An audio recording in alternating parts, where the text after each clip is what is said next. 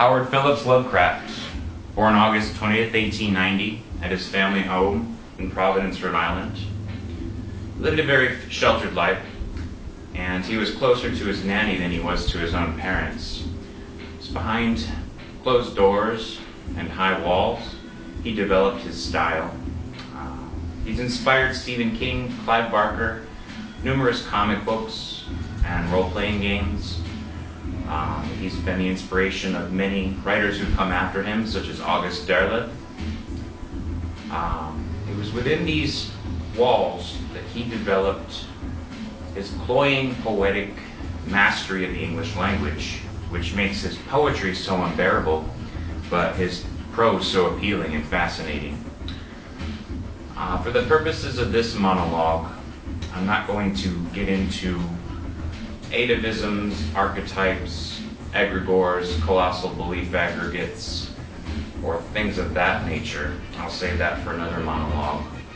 But there are also those who use the names and entities described in what's become known as the Cthulhu mythos in subculture and counterculture in ritual form. I've had the pleasure to meet Josh Wetzel, an author and lecturer on Lovecraft, as well as the former section head of the Illuminates of Thanateros America section, whose name I can't divulge. And I'd like to share a little bit of what they told me. The first thing we ought to know about Cthulhu is he is not one of the great old ones, or the race of gods, the ravenous, insane, cyclopean, and non-Euclidean in dimension and geometry beings who created the universe and who will one day return to devour Earth and whatever else they can. Cthulhu is their cousin and can but glimpse them dimly. He is their high priest, and he has a physical form on our plane in the sunken city of Erlia. It is said that Cthulhu waits, dead but dreaming. He's often described as a dragon, or a corpulent being with giant wings and a head which is a mass of tentacles. Here's an image. He obviously doesn't wear a cowboy hat, but I bought this shirt at Acon, and it's one of my favorites.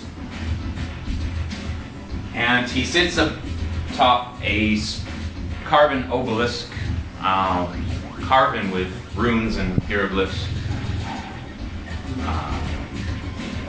in Aurelia. He has a disturbing influence over poets, artists, and other intuitive people. Sometimes drives them insane.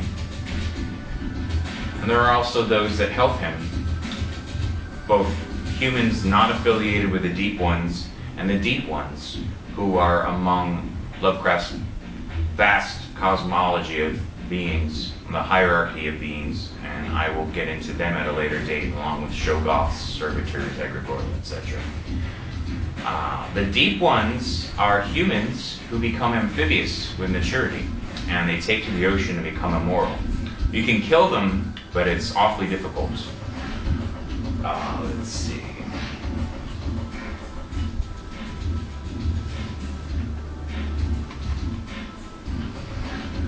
Cthulhu is first mentioned in the tale The Call of Cthulhu, and there's a wonderful Algernon Blackwood quote, which Lovecraft includes at the beginning. Of such great powers or beings there may be conceivably a survival of a hugely remote period when consciousness was manifested perhaps in the shapes and forms long since withdrawn before the tide of advancing humanity, forms of which poetry and legend alone have caught a flying memory and called them gods, monsters, mythical beings of all sorts and kinds.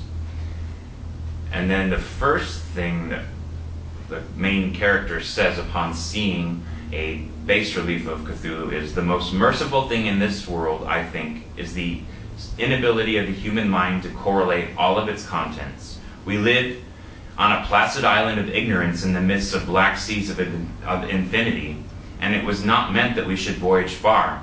The sciences, each straining in its own direction, have hitherto harmed us little, but someday the piecing together of dissociated knowledge will open up such terrifying vistas of reality and of our frightful position therein, that we shall either go mad from the revelation or flee from the deadly light into the peace and safety of a new dark age. There's a famous quote. This language is meant to be spoken by the deep ones, so beings that have gills and not necessarily human lungs or a human larynx. I will do my best to pronounce it anyway. Fnglui mulgo naf Cthulhu rulia ulga nagul fasage, which is translated to, in his house at Rillia, dead Cthulhu waits dreaming. So they're the deep ones who serve Cthulhu, who basically want to help Cthulhu make tribute to the great old ones when the stars are right, so that he may rise and begin devouring humanity, and so that the great old ones, in all their ambiguous and incomprehensible forms, will also come back to destroy humanity. These are the beings that created us, and the need for life to feed upon life may very well be derived from the nature of those beings that created us in this mythos. Cthulhu is mentioned again in the Shadow over Innsmouth, and the deep ones talk about the tribute that Cthulhu wishes to make. And I quote here, "The deep ones could never be destroyed, even though the Paleogean magic of the forgotten old ones might sometimes check them. For the present they would rest, but someday, if they're remembered, they would rise again for the tribute great Cthulhu craved. It would be a city greater than Innsmouth next time. They had planned to spread and had brought up that which would help them. But now they must wait once more. For bringing the upper earth's men death, I must do a penance. But that would not be heavy. This was the dream in which I saw a Shoggoth for the first time. And this sight set me awake in a frenzy of screaming. That morning, the mirror definitely told me that I had acquired the Innsmouth look. So far, I have not shot myself as my Uncle Douglas did. I bought an automatic and almost took that step, but certain dreams deterred me. The tense extremes of horror are lessening, and I feel queerly drawn toward the unknown sea deeps instead of fearing them. I hear and do strange things in sleep, and awake with a kind of exultation instead of terror. I do not believe I need to wait for the full change, as most have waited. If I did, my father would probably shut me up in a sanitarium, as my poor little cousin is shut up. Stupendous and unheard of splendors await me below, and I shall seek them soon. Ia, Rillia, Cthulhu, Fatagan, Ia, Ia. No, I shall not shoot myself. I cannot be made to shoot myself. I shall plan my cousin's escape from that Canton madhouse, and together we shall go to marvel-shadowed Innsmouth. We shall swim out to that brooding reef in the sea, and dive down through black abysses to Cyclopean and many-columned Iana Nlefle. And in that lair of the deep ones we shall dwell amidst wonder and glory forever." So that's a rather crude and incomplete assessment of Cthulhu. The next I would like to move on to the great old ones themselves, whom Cthulhu serves.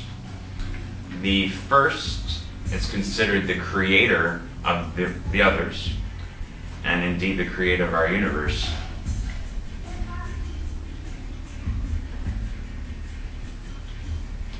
This great old one is known as Azathoth, the demon sultan, the nuclear chaos, or the blind idiot god.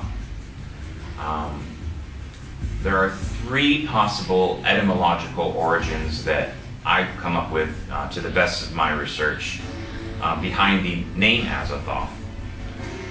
It's a possible combination of Anathoth, which is Jeremiah's hometown in the Bible, and Azazel, a desert demon, which the scapegoat is sacrificed to. There's also an alchemical term, Azoth, used by Arthur Edward Waite, the Christian occultist and magician. And Waite also happens to be the model for the wizard Ephraim Waite in Anne Rice's favorite Lovecraft tale, The Thing on the Doorstep. Azathoth is first mentioned in the fragment named Azathoth, later in the Dunwich Horror, and in the Dream Quest of Unknown Kadath. He's vaguely hinted at.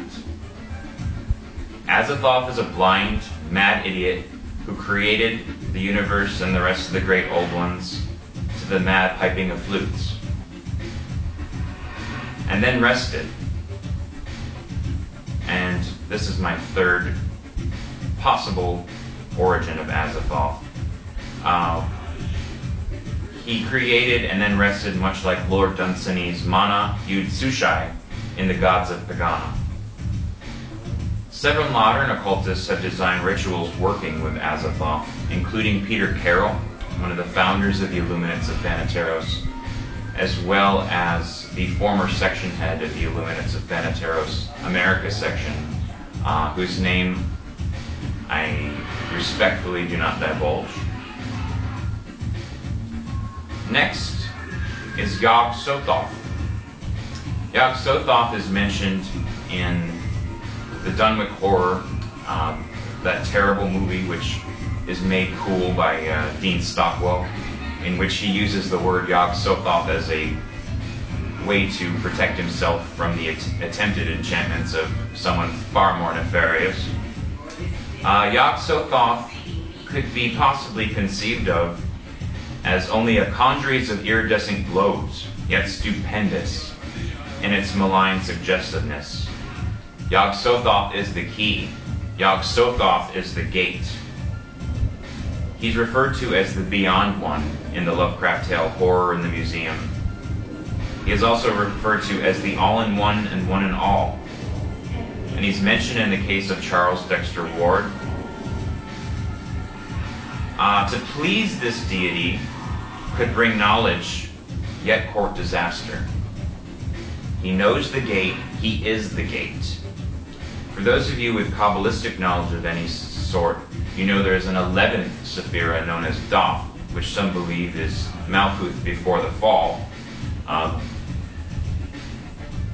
Kenneth Grant and others have written controversial writings about the night side of the Kabbalistic tree of life.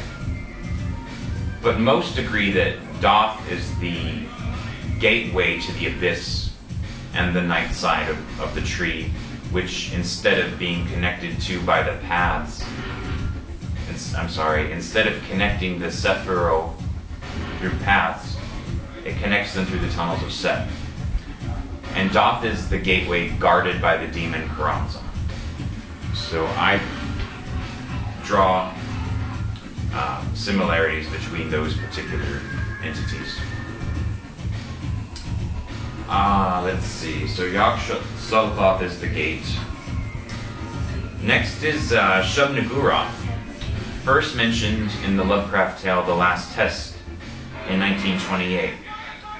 Shub-Niggurath is considered a fertility deity, the goat with 1,000 young, the black goat with 1,000 young. I commissioned Japanese artist Okiharu Tsuchiya to paint one of the great old ones for me, giving him a rudimentary description of each. And this is what he came up with. Shub-Niggurath is probably the most easily recognizable, the one most easily conceived. So we have here the goat, and I asked him if these were supposed to be footballs, and he said no, they're eggs. And this was his particular vision of Shub-Niggurath. Because of the 1,000 young, Shub-Niggurath is usually considered female, but Lovecraft himself seemed to make a distinction. Not only regarding the gender of Shub-Niggurath, because Shub-Niggurath is also described as the black ram with 1,000 ewes. So this gender variant entity may very well be traced back to the Knights Templar's deity Baphomet, the hermaphroditic epitome of terrestrial life.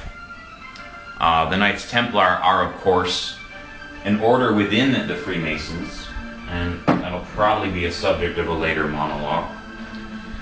There's one more controversy involving Shub-Niggurath, and that is that in Out of the Eons, the Lovecraft tale, distinction is made. In Whisperer in the Darkness, the Black Goat is called Lord of the Woods, while Shub-Niggurath is a separate entity entirely. Beyond this, not much else is known. However, Lord Dunsany was one of Lovecraft's favorites, and so there's one more possible etymological origin of Shub-Niggurath. And here's a quote from one of Lord Dunsany's tales. "And too I felt that I would pray, yet I liked not to pray to a jealous God, there where the frail affectionate gods whom the heathen love were being humbly invoked. So I thought me instead of Shub-Niggurath, whom is now unworshipped and alive. And to him I prayed." So that's Shub-Niggurath in a nutshell. Last but certainly not least that we'll discuss today is Nyarlathotep.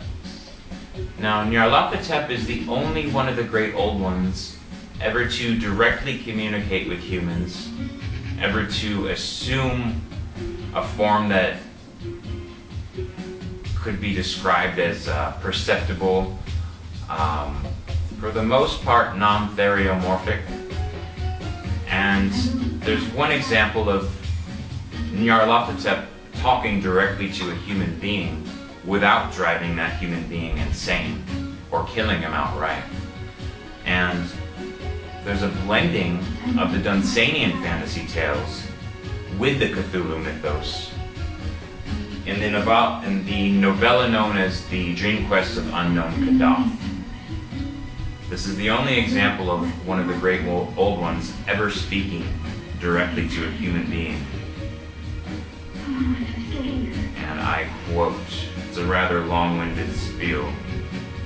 So, just to give you some context, Randolph Carter, the archdreamer, the protagonist of some of the Dunsanian fantasy tales, has traveled with various companions on the back of a shantak, a large bird, across the cold wastes to unknown Kadath, where the great old ones used to dwell, but were lured away by the loveliness of Randolph Carter's dreams of his own childhood city.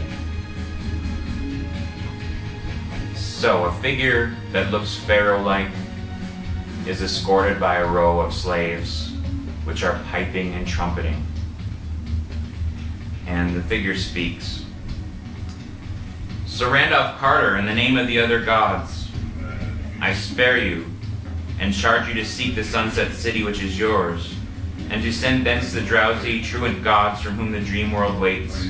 Not hard to find is that roseal fever of the gods, that fanfare of supernal trumpets and clash of immortal cymbals, that mystery whose place and meaning have haunted you through the halls of waking and the gulfs of dreaming, and tormented you with hints of vanished memory, and the pain of lost things awesome and momentous. Not hard to find is that symbol and relic of your days of wonder, for truly it is but this stable and eternal gem, wherein all that wonder sparkles, crystallized to light your evening path. Behold, it is not over unknown seas, but back over well-known years that your quest must go, back to the bright, strange things of infancy, and the quick, sun-drenched glimpses of magic that old seas brought to wide young eyes. For you know that your golden marble city of wonder is only the sum of what you have seen and lived in youth. It is the glory of Boston's hillside roofs and western windows aflame with sunset, of the flower-fragrant common and the great dome on the hill, and the tangle of gables and chimneys in the violet valley where the many-bridged Charles flows drowsily. These things you saw, Randolph Carter, when your nurse first wheeled you out in the springtime, and they will be the last thing you ever see with eyes of memory and love. Then there in antique Salem, with its brooding years, and spectral Marblehead scaling its rocky precipices into past centuries, and the glory of Salem's towers and spires seen afar from Marblehead's pastures across the harbor against the setting sun, there is Providence, quaint and lordly on its 7 hills over the blue harbor, with terraces of green leading up to steeples and citadels of living antiquity. And Newport, climbing wraith-like from its dreaming breakwater, Arkham is there, with its moss-grown gambrel roofs and the rocky rolling meadows behind it, and the antediluvian Kingsport, hoary with stacked chimneys and deserted quays and overhanging gables, and the marvel of high cliffs, the milky misted ocean with its rolling buoys beyond, cool vales in Concord, cobbled lanes in Portsmouth, twilit bends of rustic New Hampshire roads, where giant elms have high white farmhouse walls and creaking well sweeps, Gloucester's salt wars and Truro's windy willows, vistas of distant steepled towns and hills beyond hills along the north shore, hushed stony slopes and low-ivied cottages in the lee of huge boulders in Rhode Island's backcountry, scent of the sea and fragrance of the fields, spell of the dark woods, and joy of the orchards and gardens at dawn. These, Randolph Carter, are your city, for they are yourself. New England bore you, and into your soul she poured a liquid loveliness which cannot die. This loveliness, molded, crystallized, and polished by years of memory and dreaming, in your terrace wonder of elusive sunsets, and to find that marble parapet with curious urns and carven rail, and descend at last these endless balustraded steps to the city of broad squares and prismatic fountains, you need only to turn back to the thoughts and visions of your wistful boyhood. Look, even through that window shine the stars of eternal night. Even now they are shining above the scenes you have known and cherished, drinking of their charm, that they may shine more lovely over the gardens of dream. There is Antharez. He is winking at this moment over the roofs of Tremont Street, and you could see him from your window on Beacon Hill. Out beyond these stars yawn the gulfs from whence my mindless masters have sent me. Someday you too may traverse them, but if you are wise you will beware such folly. For of those mortals who have been and returned, only one preserves a mind unshattered by the pounding, clawing horrors of the void. Terrors and blasphemies gnaw at one another for space, and there is more evil in the lesser ones than in the greater, even as you know, from the deeds who sought to deliver you into my hands, while I myself harbored no wish to shatter you, and would indeed have helped you hither long ago had I not been elsewhere busy, and certain that you would yourself find the way. Shun then the outer hells and stick to the calm, lovely things of your youth. Seek out your marvelous city and drive thence the recreant great ones, sending them back gently to those scenes which are their own, and which will wait uneasy for their return.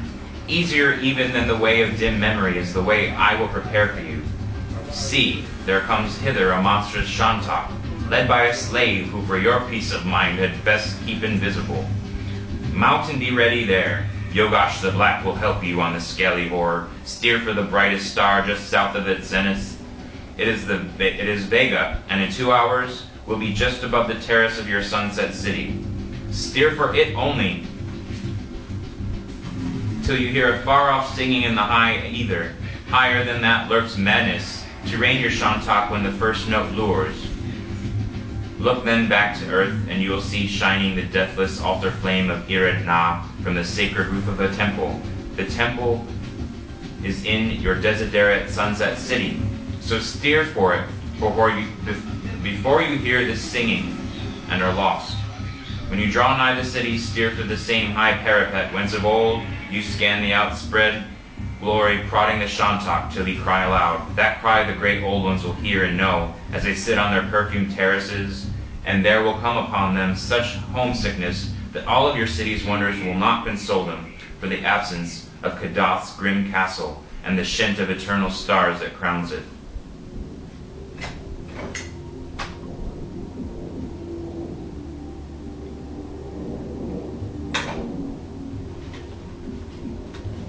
Then must you land amongst them with a shantak, and let them see and touch that noisome and hippocephalic bird, meanwhile discoursing to them of unknown Kadath, which you will have so lately have left, and telling them how its boundless halls are lovely and unlighted, where of old they used to sleep and revel in supernal radiance, and that Shantak will talk to them in the manner of Shantaks, but it will not have powers of persuasion beyond the recalling of elder days.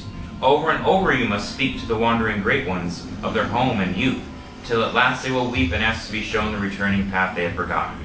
Thereat you can loose the waiting Shantak, sending him skyward with a homing cry of his kind, hearing with which the great ones will prance and jump with antique mirth, and forthwith stride after the lowly bird in the fashion of gods, all of the deep gulfs of heaven, to Kadath's familiar towers and domes. Then will the marvelous sunset city be yours to cherish and inhabit forever, and once more will earth's gods rule the dreams of men from their accustomed seat. Go now! The casement is open, and the stars await outside. Already your Shantak wheezes and titters with impatience. Steer for Vega, though the night, but turn when the singing sounds. Forget not this warning, lest horrors unthinkable suck you into the gulf of shrieking and ululent madness. Remember the other gods, they are great and mindless and terrible, and lurk in the outer voids. They are good gods to shun. Hi! Shanta! Ingya! You are off. Send back Earth's gods to their haunts on unknown Kadath, and pray to all space that you may never meet me in my 1,000 other forms. Farewell, Randolph Carter, and beware, for I am Nyarlathotep, the crawling chaos. So there we have the only example of any of the great old ones speaking to a human being directly and not driving him mad or killing him outright. Nyarlathotep has a sort of sardonic resignation to his fate as emissary of the great old ones, and often will do things to mock them, such as spare Randolph Carter's life and basically protect him from the sheer malevolence of being within their presence. For Nyarlathotep sends Randolph Carter to send them back to where they belong. But according to the Cthulhu mythos, it is inevitable that those hungry, non-Euclidean, cyclopean beings return from the blackest reaches of space and devour all that which was created in their image.